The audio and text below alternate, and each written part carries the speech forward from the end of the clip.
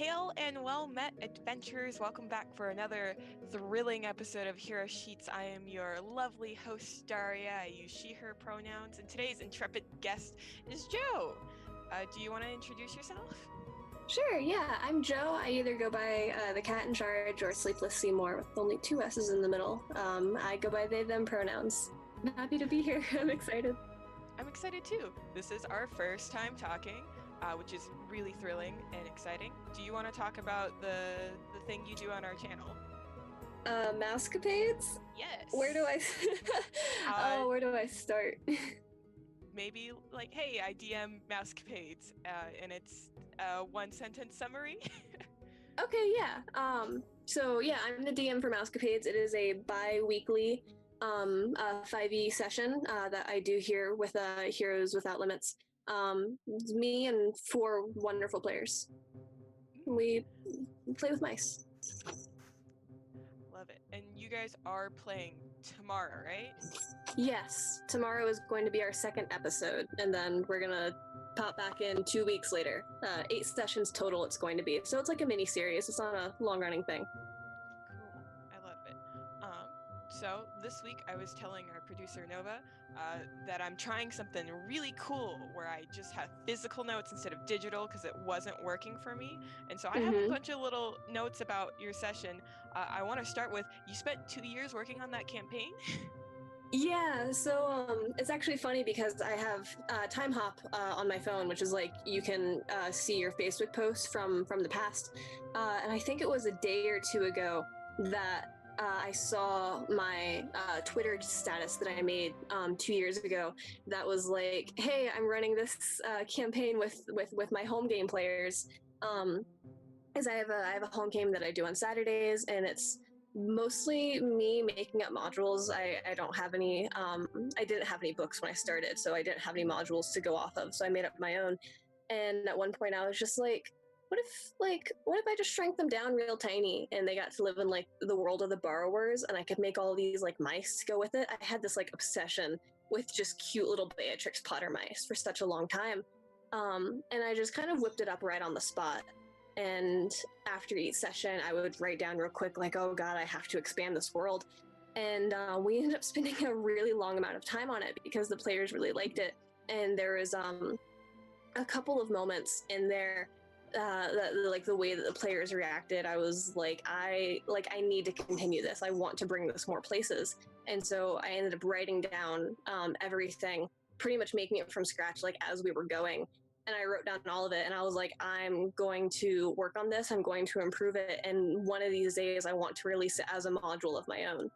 And when HWL was doing their applications and stuff for new DMs, I was like, hey, like, what an opportunity. I have this written out so much. Why not put it here when I have the chance to? My cat is about to knock something over. Oh, please go stop them. Oh, I can't hear her or him.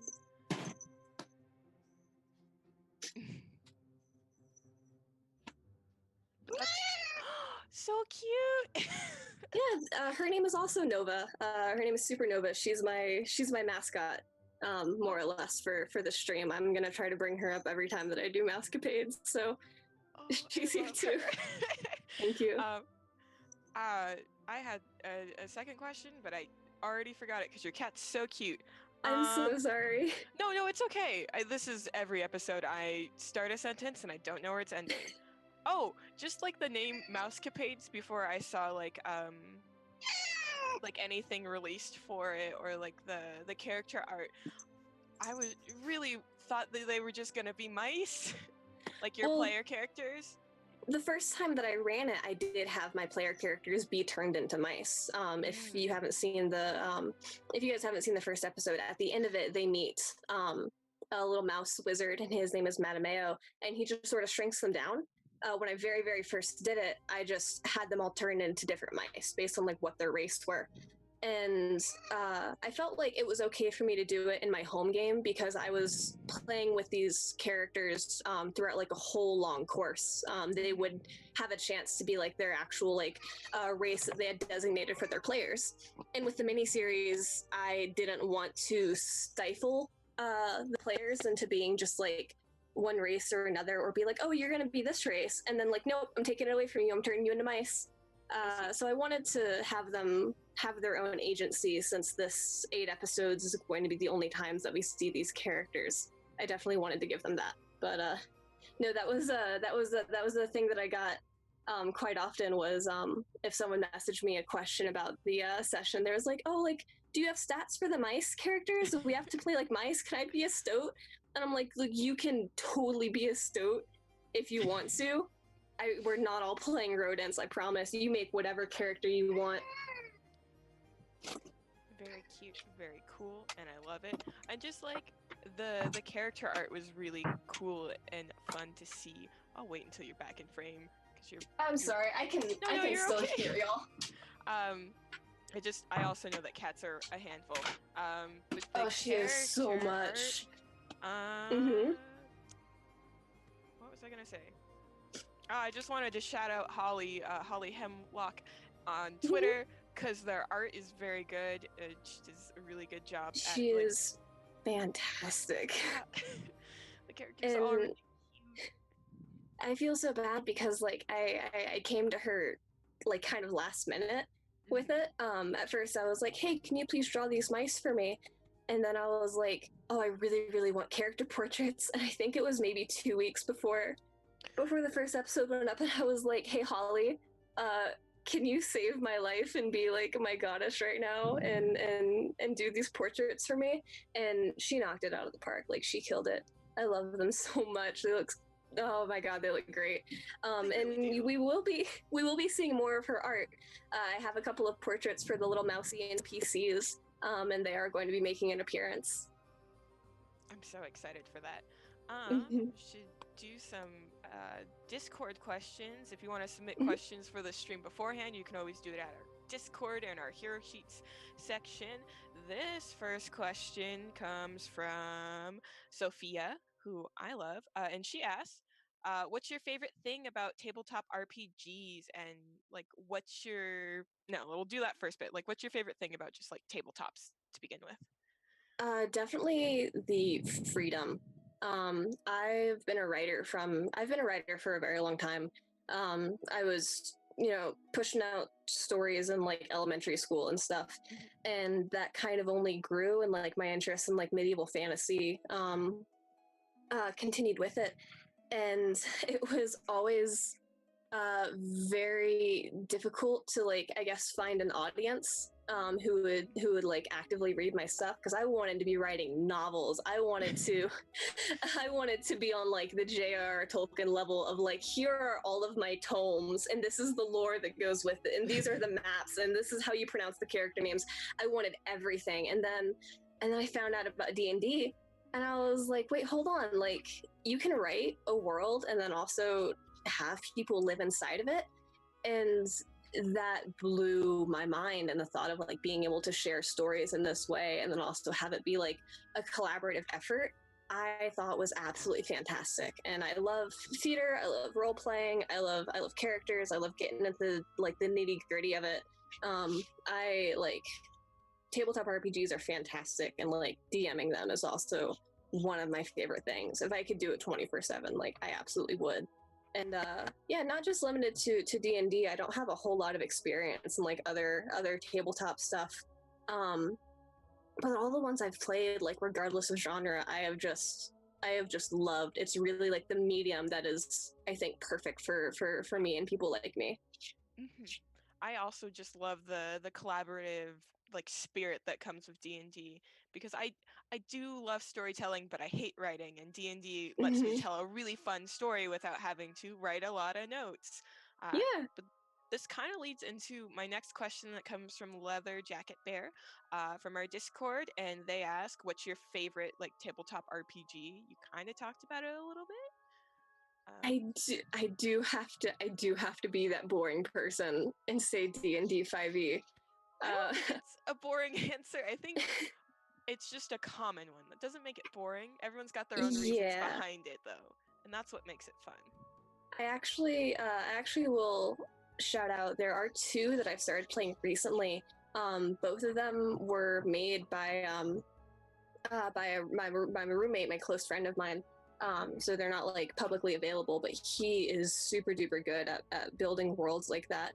And if he has a personal one that's called Riege, and that was fun to play, and it's very different from 5e. And then there's a Destiny 2. If anyone knows about the Bungie game like Destiny, someone made a tabletop RPG for that, and it's in like its beta stages right now.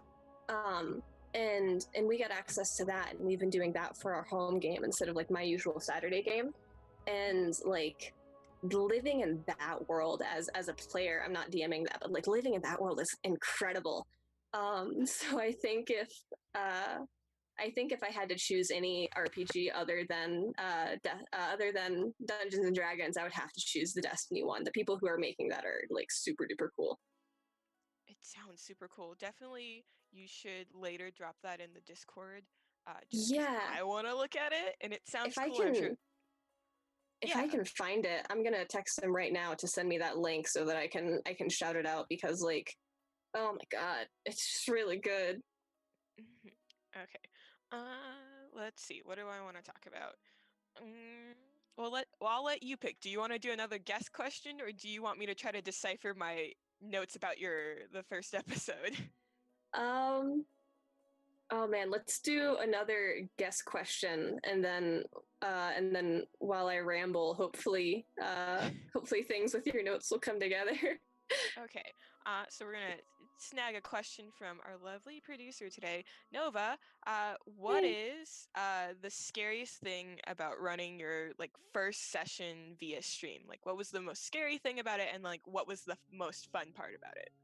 Oh man, I bet that you could see it like in the first 10 minutes. I am camera shy, like nobody's business, which is ridiculous because like, am I allowed to swear? Hold on.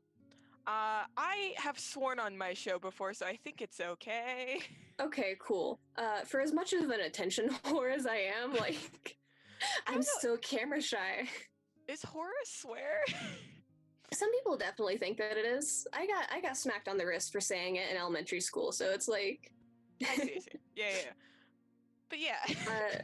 You know, so it's, oh my god, what's that one quote? To reap the rewards of being loved, we must submit ourselves to the mortifying ordeal of being known. I have never felt that so hard. Then when Nova, our producer, was like, "All right, we're going live in 3, 2," and I'm like, "No, stop! Give me 10 more minutes." Oh yeah. It was starting it and not being in my elements immediately, because I fell into it, but it was starting and being like, oh god, I'm going live. There's no recording to go back and edit on. I need to hit all of it, and everyone was just like super nice and super helpful. Really assuaged my fears pretty fast. Did it help? It probably didn't help that like the first 5 minutes of you guys being live, there was already like tech issues, right? Like, oh yeah, my audio straight up like cut out. Oh man, I was sort of starting to feel it too. I was like, yeah, I'm getting into this momentum. Like 5 minutes in, everyone's like, we can't hear you, and I'm like, cool. Like, it's just a thing that new shows on this channel have to go through is just tech hags and dealing with just audio dropping. But you like got out of it really quick and like super well, I think. Thank you. I feel blessed that I went through the same initiation process. Yeah, like this show was still going through it like 2 episodes ago, so like it's fine.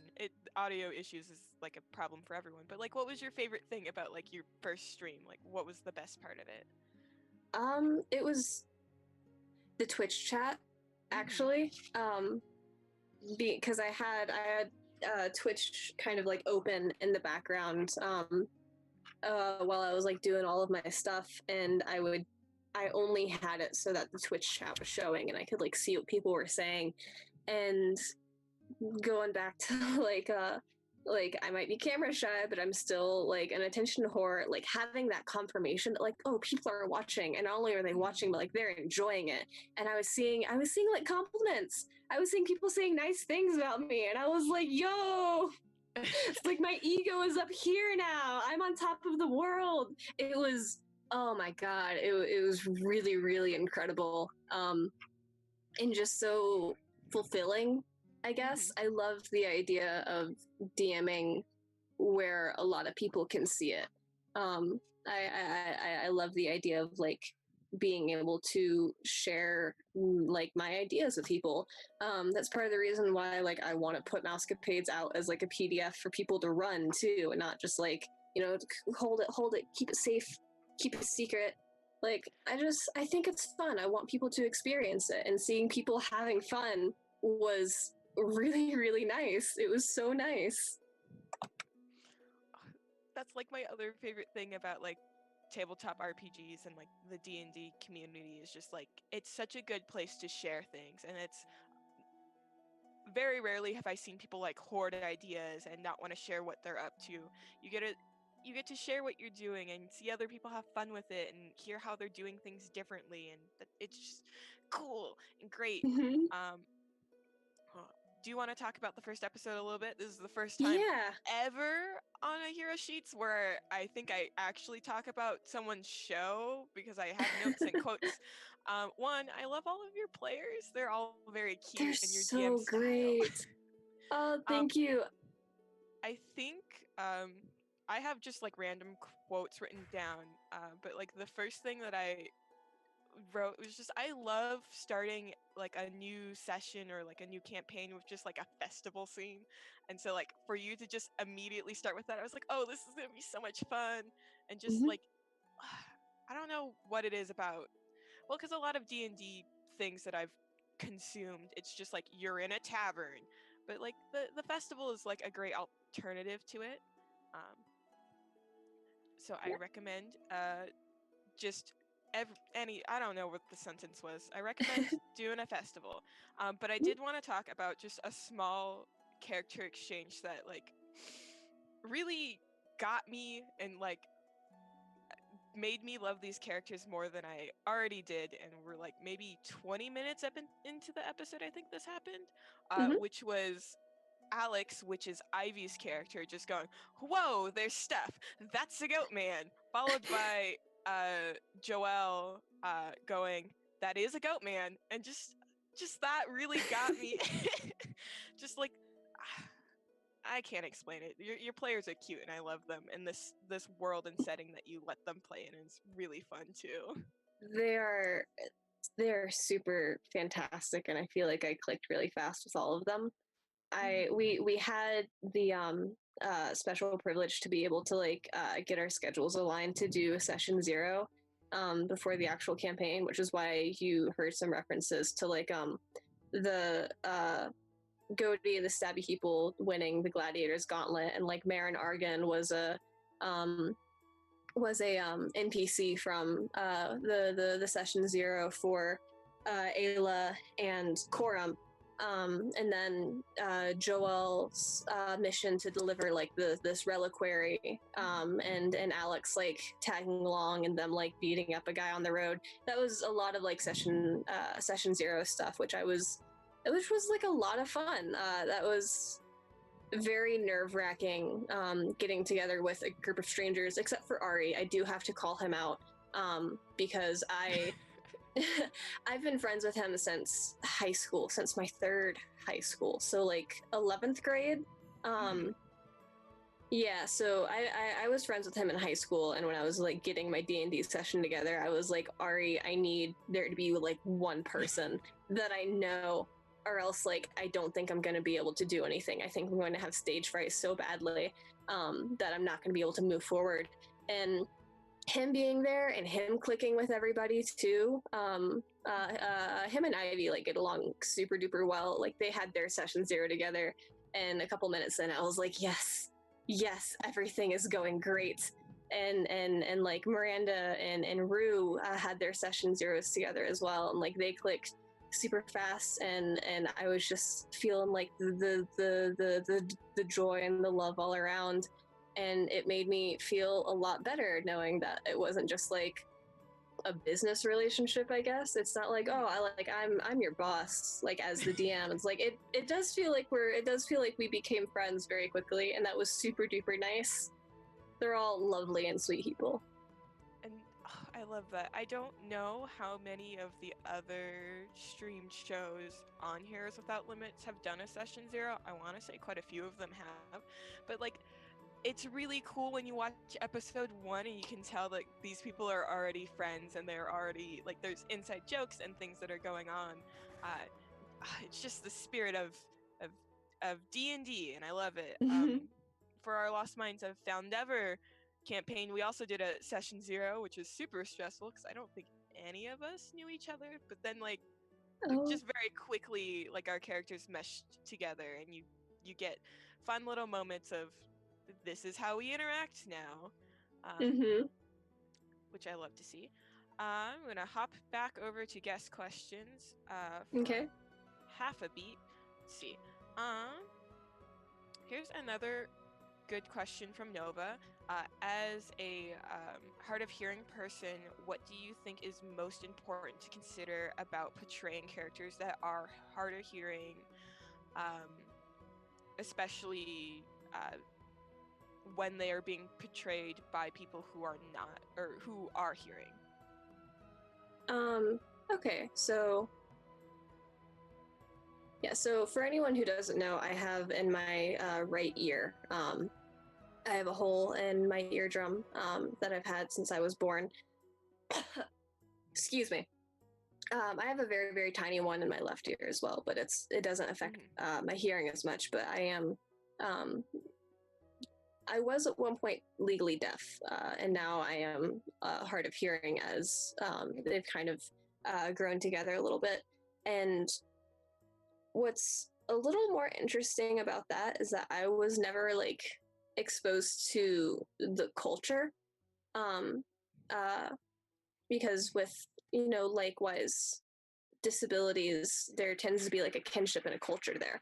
I didn't really get any of that, so I kind of had to learn about how to portray a deaf person correctly the same way that like a hearing person would, which is a very interesting perspective. And I always think that the number one thing is to avoid stereotypes, and there are a lot of little things that some deaf people do and some deaf people don't do.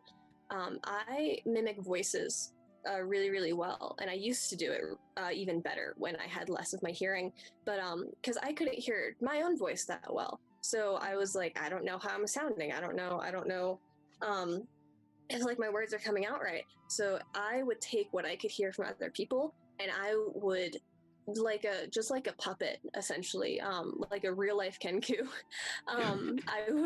I would literally just parrot them, and I would parrot the accent, I would parrot the intonation, and I found that some people who are hard of hearing, usually, they sometimes do that, and sometimes they don't.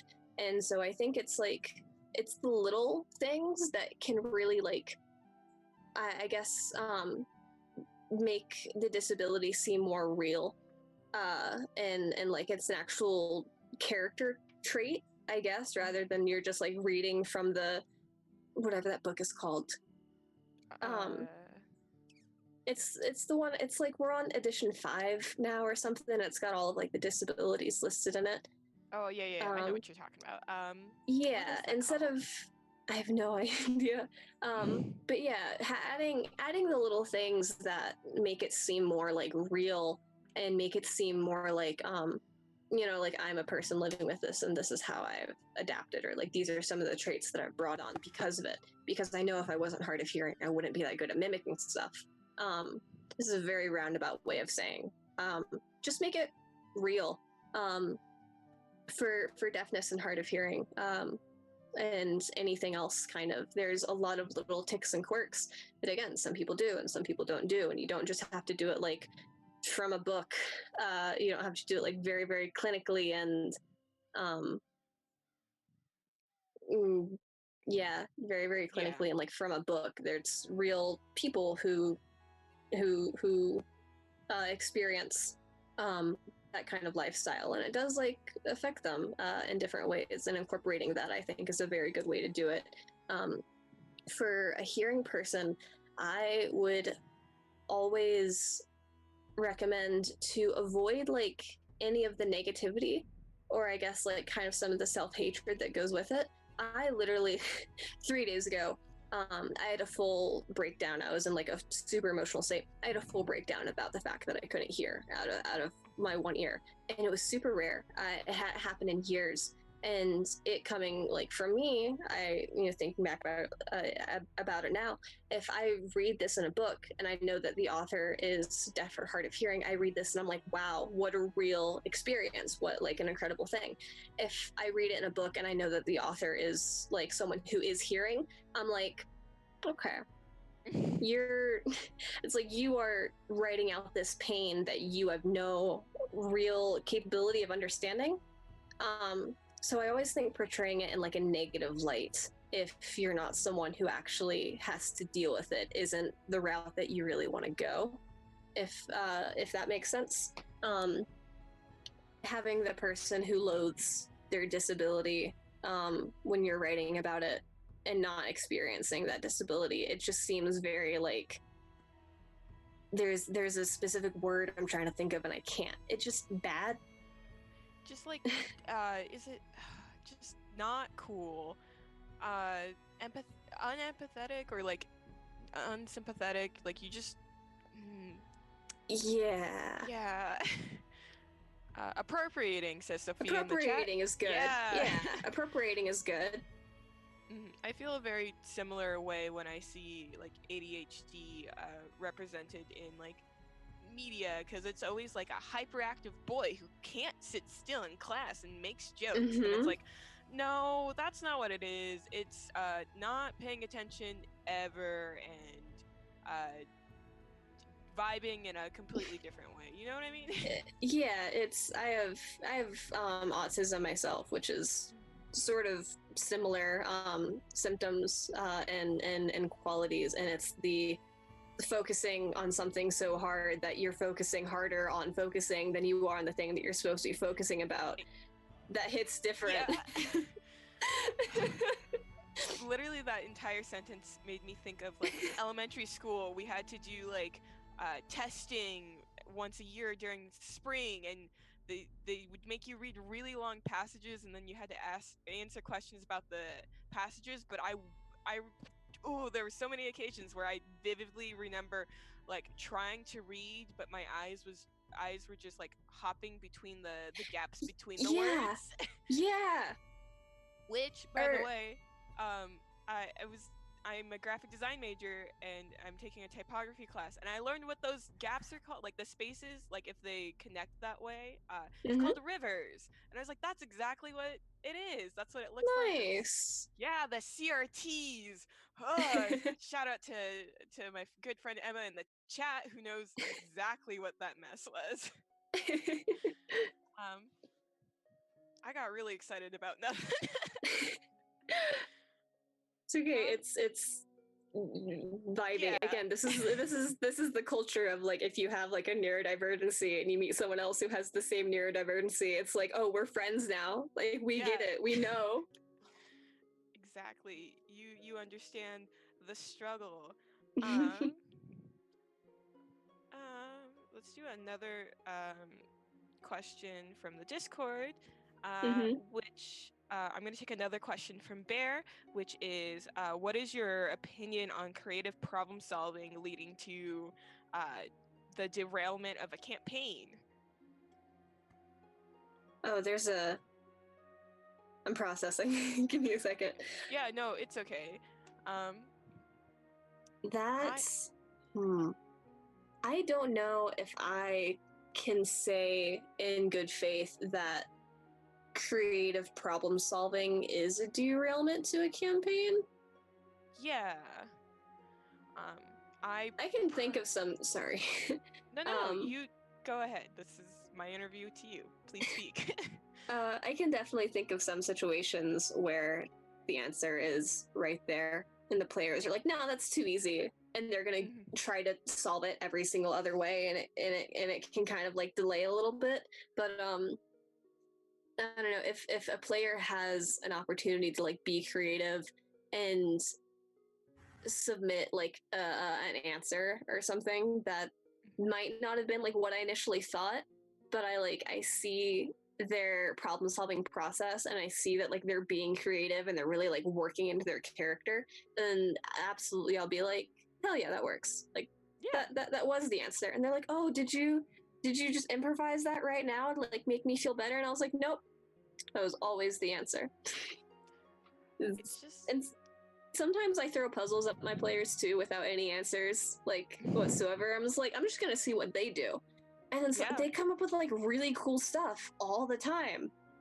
Having that faith in your players is something that's really good to have as like a DM, because I think if you just let them know that like you know, the sky is your limit, like be as creative as you want to, and like you'll get like a reward for it.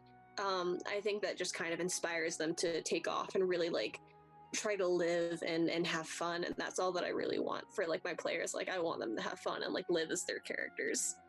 Exactly. I don't think as a DM I have ever had an experience where my players derailed a campaign by doing something very creative. And so like I want to support these fun, cool things that because like there's no one answer to anything ever, and so I don't know, it's just cool. We love to see it, Bear. That's the answer. We love to see it.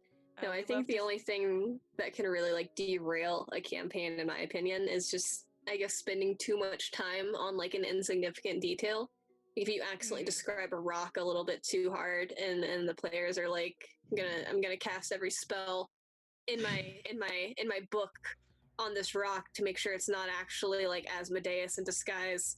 Which, God bless my home players, they do that a lot. Yeah, I have been running the Acquisitions Incorporated adventure for my family. I'm running it for basically everyone I know at this point. But there's a dungeon, and in one of the rooms in the dungeon, it's just an empty room, but it's after like 6 rooms of just like straight up traps and things. And so like almost every group I've ran through it, except for one so far, has like spent hours just trying to figure out what's going on in this room, and it's nothing. Yeah. There's also like sometimes the occasional player who will see the plot hooks in front of them and just turn around and be like, I'm gonna kill all your NPCs. And that's just like not a fun player that you want to have. But I think as far as like if all the players are like having a good time, they're not gonna derail the campaign. It's just gonna, you know. Derailing and delaying, I think, are also very different things. Yes. That's a good thing to put in. Shopping adventure is delaying the campaign, killing the important NPC, or inciting the rage of the king who you're supposed to be getting along with. That's derailing it. Sophia asks in the chat, what if you bypass half the adventure with one spell? Then I get to throw away all my notes. I get to turn them into confetti and shower my players with them and be like, look at what you did! You solved my whole campaign puzzle. Congrats. Sometimes it's fun. I like to be proud of my players more often than not, but when you write a billion pages of notes for something, there's always a little part of you that gets hit in the heart when your adventure gets bypassed with one spell, but it's still all in good fun. I think I talk about this maybe every episode of Hero Sheets, but like I wrote a whole homebrew adventure that was like half detectives and half treasure hunters, and my detective group had very low intelligence collectively, so it's very hard for them to investigate things. And they they came up with some really fun solutions to things. Like they were supposed to figure out where a guy went, and they just forged evidence that he was cheating on his partner, which was not what I expected, but like what they did. But also, they just avoided every fight that I set up. Like they just went in a different direction, which was fun. It was cool and interesting to see them get mad at things for, Yeah. what it was. My good friend Emma is in the chat, and they were a part of that group. Yeah, every fight, but it's fine. It's cool. Because you guys also like had other consequences for your actions, which is the other thing, like balancing it with, well, you didn't do this, so there is a consequence. Yeah. More like a collective 2 for intelligence, Sophia. They were not the brightest. Let's look at another cool question that Okay. let's look at a cool thing that I wrote down about your episode, because I did take all of these notes. Yes. I do want to talk about them. I love that you took notes, because when I DM, I black out. I don't remember anything. Me too. I always have my players tell me what happened last week, because I don't know. Yeah, I'll write down the recap, and then when I'm not looking directly at the recap, I'm like, oh, that's gone. I'm working on the next episode. Yeah. Okay, this is just the biggest thing I have written on my notes. Daisy, I love her. She's so cute. Oh man. How did Daisy? Isla get? How did she get Daisy? Ayla is they them, but it's Korum's. Oh, it was actually Korum's cow, and that was another session 0 thing. Korum is kind of like a folk hero sort of character, and so when we did session 0, I started on Korum, and I was like, you are arriving in Daggerford right after you helped this farming family in the past city, or in the most recent town. All their animals got out, and so you helped like corral all the animals, and then you fixed their gate that was busted that allowed them to get out, and you fixed the fence. And the family was poor, so they couldn't give you any gold, but they gave you this cow that you could sell for like 12 gold pieces, and then also directions to Daggerford so that you could enjoy this festival that was going to be ending soon. And and Korum got into town, and Miranda was like, I'm gonna keep this cow around. This is a really nice cow. And it's definitely like one of the things that I didn't expect as a DM was for the cow to actually like be kept and also become the party mascot. That was literally the question that I had attached to me just running down Daisy. She's so cute. Did you think your players were actually gonna sell her? I did. I was fully expecting, because when you start out, they're all level 3. When you start out, your equipment, your gold, it's just like, and so I wanted to give them opportunities to get a little bit of gold to buy some equipment, which Joel took full advantage of with his shopping trip that he did, which I was kind of excited about as well. I took some of the notes. I took notes on some of the stuff that like he bought there, and I was like, this can come back here and there. But no, I expected that cow to be gone like halfway through session 0. I expected Korum to be like, all right, it's morning. Find me a person who will buy this cow. And instead, everyone just fell in love. And beyond like, it's a cow, that's what I gave them. Everything from like, her name is Daisy. She's a dairy cow. She's like a little like Southern Highland. She's got like the flop of fur that kind of covers her eyes. She's got little flowers and like her mane and stuff. She's like a creamy sort of gold cow color. All of that was Miranda and Korum. Just so being like, yeah, this is my cow. It's my cow. I'm going to describe it however I want. I'm like, yep. That is your cow. That's your cow. As a DM, I'm constantly shocked by the things that my players want to keep in their party. But when I'm a player, of course I want to keep the cow. And of course, in our Lost Mines of Found Ever campaign, we kept a owlbear egg, and that was unexpected apparently, even though to us, the players, it seemed like that had to be mine. That's why else would you put it there?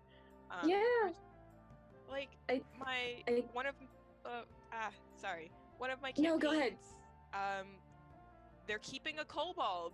I don't know why. I thought they were gonna let him go, but nope, he's their friend now, I guess. 11 days. Mm-hmm. Oh man. You know, giving pets to the party is something that you never quite expect to do. It's not planned. In my home game, I just recently gave a dog to one of my players because he's a nature boy, and he was like, "Do I see any dogs around?" I'm like, "You're in a city. Yeah, there's a stray dog somewhere." And he's like, "It's my dog now." I'm like, "All right, sure dog now." Which also reminds me, my players also tried to keep a skeletal horse and just like Hell bring yeah. it into town, which was Hell cool. yeah. They had it for a little bit, but then they didn't put it in a stable, so it left. Oh no. They literally just brought it to the edge of Phandalin and said, "Cool, stay here, horse." And then I was like, I gotta roll loyalty checks for this horse. We haven't figured it out yet, but like, boy, when they leave, they're gonna be sad. When Corum was like, "Oh no, I need to stable this cow. I hope that no one steals it in the middle of the night." I was like, "I'm not gonna take away this good thing from you. There's a guard at the Dragonback Inn who's gonna stand there and watch your cow." I was like, "You obviously love this thing. I'm not gonna rip it away. Have some vagabond just yoink it in the middle of the night. Like, this cow is yours until you get rid of it now." Yeah. Gosh, I love DMing and things like that happening. Mm-hmm. Let's see. Sophia asks, how would you describe your DMing versus like your playstyle as a PC character? That's a good question. It's interesting because I also have different DM styles based on which group I'm with.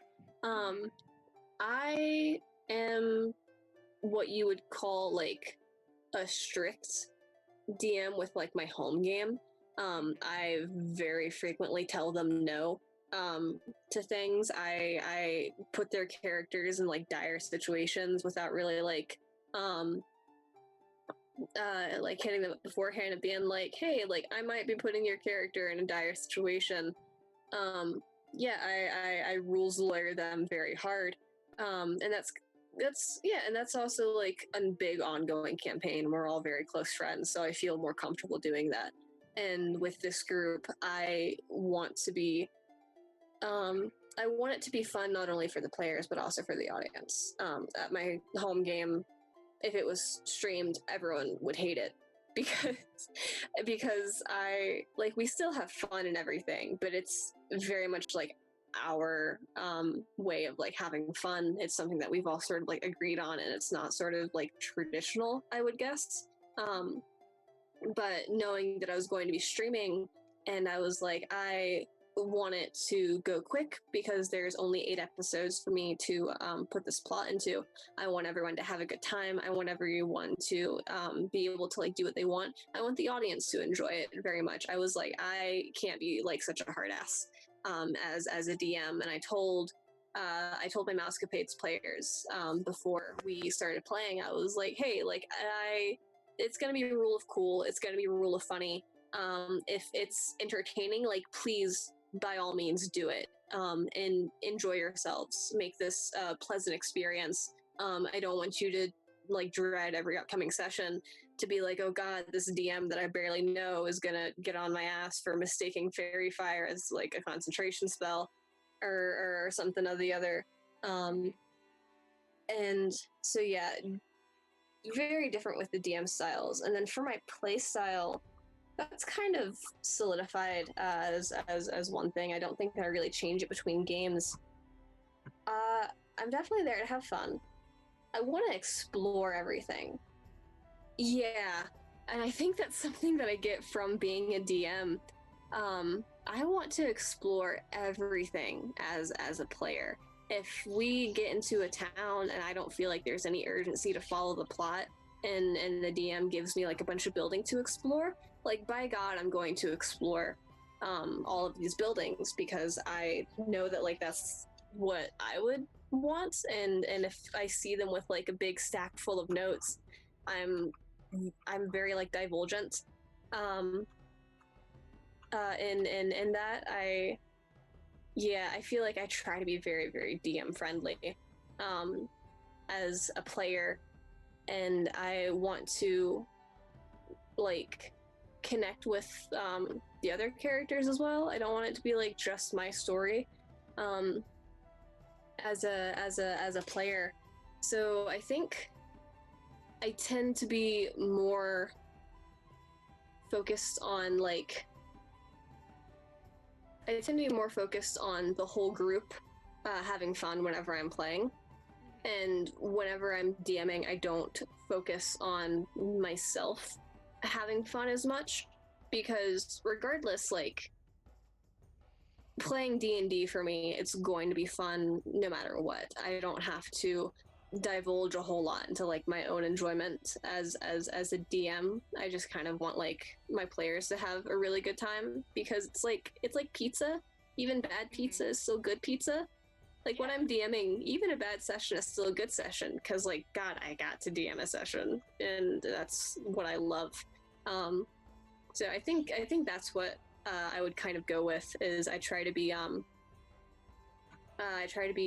sort of self-indulgent and make sure everyone is having fun as a player, and as a DM, I try to give a whole lot. For this campaign, for my home game players, fuck them. I love them, but like, I love them, but I will demolish their characters. I'm going to throw a Tarask into the tavern the next time they go into one. Love you guys. If you're watching, put your dukes up. I love it. This kind of leads into the staple question for the show that I've asked on every episode except for the last one, because Vince already answered it. What's your favorite race class combo? Or like, what's your favorite class? Is the watered down version of it, like either a tiefling bard or a tiefling cleric. I love bards and clerics. They are peak, in my opinion, versatility. Also, like, I hate upfront fighting. I like being I like being support. I like being healing. I like buffs. I like being defense. I can't DPS very well, and I kind of fall into the tank role accidentally. I have a couple of games that I'm being a player for now. I think it's gonna be two semi-regularly. One of them is in a podcast form. The other one is not. One of them I'm playing a tiefling, and in the other one I'm playing a bard. And I have such a good time. And one of the last games that I played, I was a tiefling cleric. And just the idea of playing tieflings, I love to roll with. Like the creativity that you can really get with them is a whole lot of fun for me. I just fucking remembered another game that I played where I had a tiefling character who died, and so I had to make a new one, and I made another tiefling. it was a tiefling rogue who died, and I was like, I'm gonna make a tiefling cleric. And so I have two different tiefling cleric characters. I think I have a whole list. I have a whole repertoire of. I found this like Twitter thing that was like tiefling bingo or whatever. And I looked at it and I was like, well, God, now I have to make a tiefling to fill each of these squares. Yep. And I did. And so now I have like 20 tieflings just there, fully developed. Probably never going to get to play them. But I threw them in as NPCs into my own game. One of them popped up as an NPC in session 0 for Cora Manela. But yeah, tieflings I will go hard for. There is no need to have a non-human character just look like a fancy human. Like exactly. I want to get as like nitty-gritty as possible. Like they all have varied horns and tails and feet and skin patterns and and like their hair can be weird, like their eyes can be weird, their teeth can be weird, they can have like weird ears and like claws and nails. I feel like this goes without saying. I am a Homestuck. Me too. I feel like that was a lingering question. I need to confirm the theories in this year. Wasn't in my mind at all. But like tieflings are also my favorite race, and now that you were like, I'm a Homestuck, that's probably what it is, huh? And it's funny because I started with 2e and 3.5, and then I dropped off the wagon for a real long time because I couldn't find any players. And then like the Homestuck I fell in love with. And my first introduction to 5e, to getting into it, was seeing a meme somewhere that was like, tieflings are just for Homestucks who like evolved, or like who missed the trolls from the comic. And I was like, what the fuck is a tiefling? And I looked into 5e, and I got into it, and I found friends through it, and I just went hard with every single one of my tiefling characters. And I was like, they have horns, it's perfect, I'm gonna make them all super weird. And I've started to do that with some of the other plain touch races like Aasimar and Genasi. I'm homebrewing my own one, actually. It's called a Failing, and there's a Shadowfallen as well, who, as the name probably implies, come from the Feywild and the Shadowfell, respectively. So, tieflings are infernal, Aasimar are celestial, Genasi are elemental, Failings are Fey, and Shadowfallen are from the Shadowfell. And in my own world building, I like to do, there is a sort of plain touch human for every single one of the planes. These are just the most common ones. And I just want to go hard with all of their designs. I just want to go absolutely crazy with them. It sounds so cool. I love it. Like, if you want to drop any of those character stats anywhere so I can start building characters, because I love the Feywilds, and so to make a Failing sounds straight up my alley. I haven't found a platform to put my stuff on yet, because I have so much, and I want to post them all as PDFs so that people can like share them. And I have my Twitter like, ask me about my world building, and I post like maybe one tweet every other month or so about like my actual world building, because I don't want it to all just be in like Twitter compilations. I want to like present it and like home brewery it. And I've looked into like the DMs Guild. Is that what it's called? Yeah, I've looked into the DMs Guild, and I don't think that that's for me, and so now I don't really know where I'm gonna go with it. But as soon as I find that platform, I'm going to start spewing out content like nobody's business, because I have so much shit going on in here and my notebooks over there. I have 5 notebooks staring at me of all of my crap. World Anvil is actually pretty good. I might put it on World Anvil. Cool. Definitely let us know when you do, because I'm very excited about that kind of content. I'm just very excited about character building and all of that now. Right after this, I'm just gonna make some characters. I have Rest in Peace Orc Pub. I need to remake all of my characters on Dungeon Master's Vault because Orc Pub's gone now. So I'm having a grand old time remaking characters instead of just making new ones. I'm so excited. Tomorrow, I'm maybe gonna get to play a new character in my home game that I don't DM in. I'm very excited. Oh, nice. It's gonna be my first time playing a bard, and I'm so excited to play her. Oh, what college? College of Lore, because that's all I have access to right now. But I really wanted to do Valor, except for that I heard that it wasn't great. It's every class and subclass is great. You just have to have fun with it. If you're min-maxing, it's like just do swords. But if you're just there to have fun, literally do whatever. In my other game that I do, which is a podcast that hasn't come out yet, I have a homebrew race that I made. And it's a little construct girl, and she's a Whispers bard. And like, as far as stats go, Whispers is not great. As far as roleplay goes, like, I get to have a wonderful time. Shout out to Maki. It's Maki. you. But yeah, I support any subclass that you want to play. Just Mhm. wholeheartedly go into it and take those roleplay opportunities. Well, it's because she's a grandma. She's just like this Ah! little half orc grandma who's a bard, and I thought it would be very funny if she was just in the middle of combat, like fucking shit up.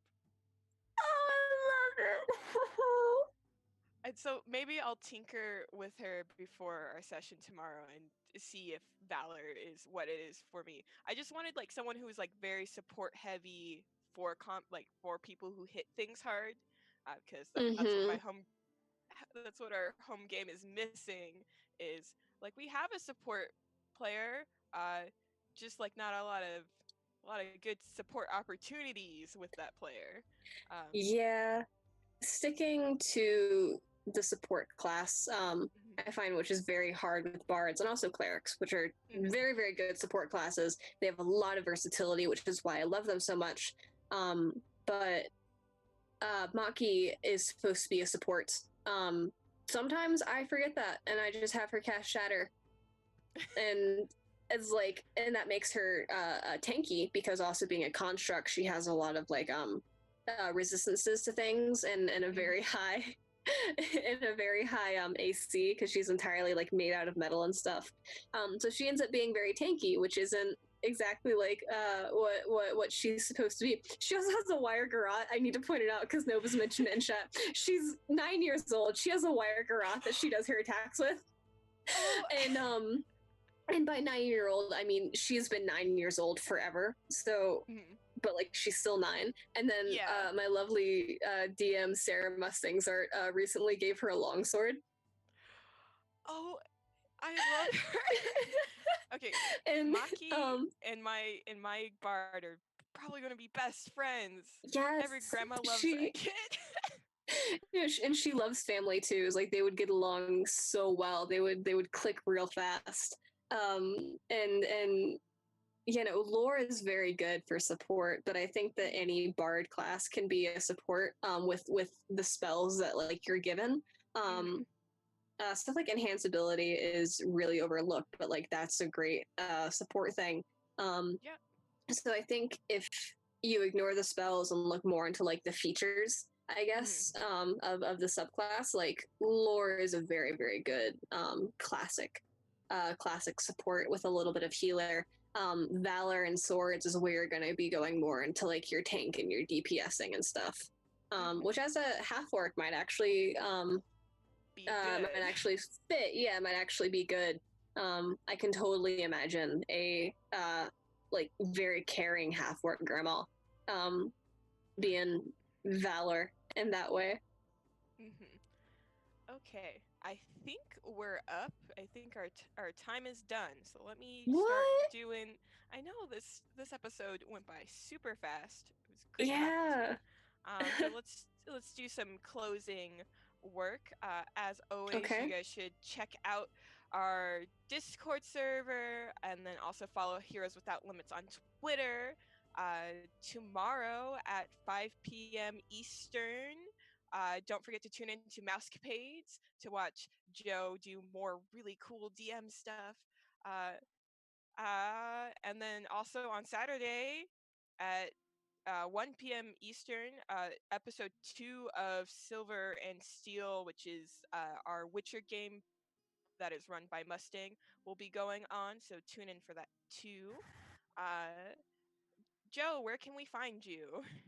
You can find me on Twitter. I am at Sleepless Seymour with only two S's in the middle. Sooner or later, I'm going to be changing that over to the Cat in Charge because I've decided that's my brand now. Everywhere else, you can find me as the Cat in Charge. I've got Archive of Our Own, where I put my writings and stuff. I have TikTok, where sometimes I cosplay. I have Instagram, where also sometimes I cosplay, but like it's been a while, and I moved into the middle of nowhere recently, so it's been a minute since that's been updated. But yeah, pretty much any social media you can find me under the Cat in Charge, aside from my Tumblr, which no one's allowed to know. Cool. Also, I want to shout out CouchCon, which is April 4th through the 5th, which is a streamed tabletop RPG con on Twitch, which is going to benefit Doctors Without Borders. It's not just us on Heroes Without Limits that is doing things, but it is also our sister channel, the Chromatic Chimera, and then also a bunch of other people doing things, including Total Party Chill, and I totally recommend checking it out because I'm going to be stuck indoors on that day, and I want to watch some cool RPG tabletop stuff. I'm forgetting something. Oh yeah! Speaking of the Chromatic Chimera, we are going to raid them. They are currently streaming. Nova, what are they currently streaming? It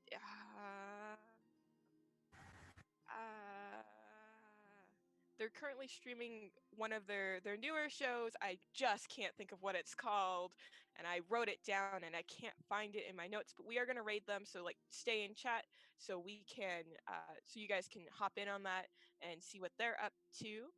I believe that's all I'm supposed to say. I think I hit everything on my list besides completely forgetting the thing that I was supposed to say. But that's that. And so, safe I travels, everyone. Oh, well. I do have, sorry, I do have two more shout outs that I need to do. The Go for first it. one being, we mentioned Holly earlier, and I can't mention her in good faith without also bringing up Ambrosia at My Big Mood on Twitter, who did our layout for Mousecapades. Yes. Uh, wonderful Yeah. artist, wonderful graphic designer. He is incredible, and we wouldn't look as lovely as we did without him. Without his work. And then also I came back on the Destiny tabletop RPG that I said that I was going to do. Yes. It is by Steven Rogers. It is in beta right now. If you want to check it out, it's got a whole website, which is destinytabletop.rpg.com. Beta is involved. There's playtesting that you can do. There's a Discord. It is, if you have someone who loves the game and loves the lore and wants to be like the speaker, fucking, like, it's so good. It's so good. I love being a guardian. God, follow me on Twitter and just watch me scream about my character. Her name's Eurydice. I love him. Cool. Now we're gonna raid the Chromatic Chimera, and they are playing Tales from the Minery Village, which is a Blue Rose age game. Thanks, Nova, for putting it in the chat. But safe travels, and we'll see you next month. Bye, guys.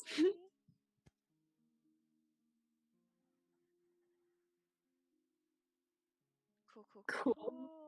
We'll just vibe for a second. Yay.